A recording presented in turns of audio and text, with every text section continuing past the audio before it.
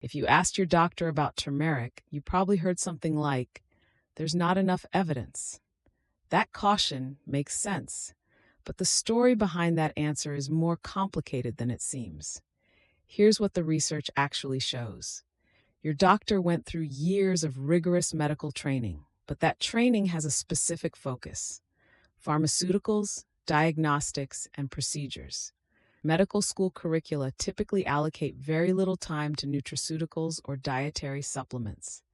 And continuing medical education credits, the ongoing training doctors complete after school, rarely includes supplement research. This is not a criticism, it's just how the system was built. The gap is a feature, not a flaw, of a system that prioritizes drug-based interventions. That means when your doctor says the evidence isn't there, they may simply not have encountered it yet. Here's the first thing most people misunderstand. Curcumin and turmeric are not the same thing. The turmeric you buy at the grocery store contains roughly 3% curcumin by weight. To get a meaningful dose, you would need to eat tablespoons of the spice every single day. That's not practical, and it's not what any of the clinical research uses. What researchers actually study is standardized curcumin extract, typically at 95% curcuminoid concentration. This is a very different compound from the spice in your kitchen cabinet. But even with standardized extract, there's a second major problem: bioavailability. Curcumin is notoriously difficult for the human body to absorb. When you take it orally, your liver and intestinal walls rapidly metabolize it before it can reach the bloodstream in any meaningful amount. This is where a significant portion of negative research falls apart. Many early studies used plain curcumin with no absorption enhancement.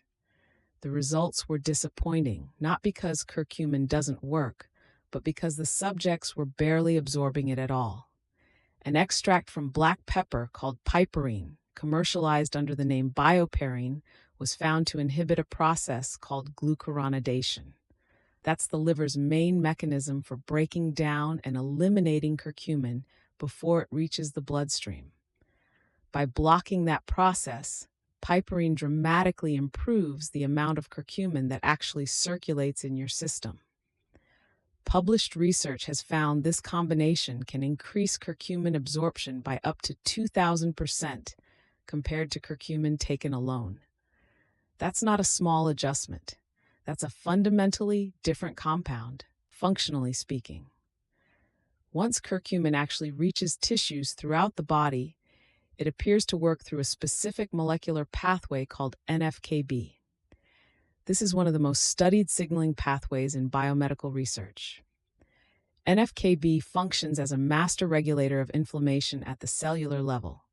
When it's activated, it triggers the production of pro-inflammatory cytokines throughout the body. Chronic NF-κB activation is associated with inflammation in joints, the gut, cardiovascular tissue, and the brain.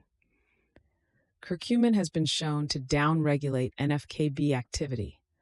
This is likely why research suggests it may help support joint comfort, digestive health, cardiovascular wellness, and cognitive function. It's not that curcumin targets these systems independently. It's that inflammation itself connects them, and curcumin appears to address inflammation at a foundational level. The clinical evidence has grown considerably over the past decade.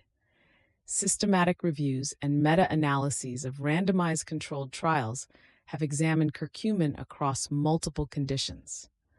Arthritis studies using bioavailable curcumin formulations have shown pain score improvements comparable to over-the-counter anti-inflammatory medications without the gastrointestinal side effects commonly associated with long-term NSAID use. Research published in journals, including the Journal of Medicinal Food and Phytotherapy Research, has documented these findings in peer-reviewed form.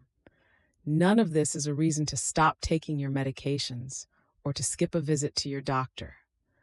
Curcumin is not a pharmaceutical drug, but as an adjunct, meaning something used alongside conventional care rather than instead of it, the evidence base is substantial and still growing.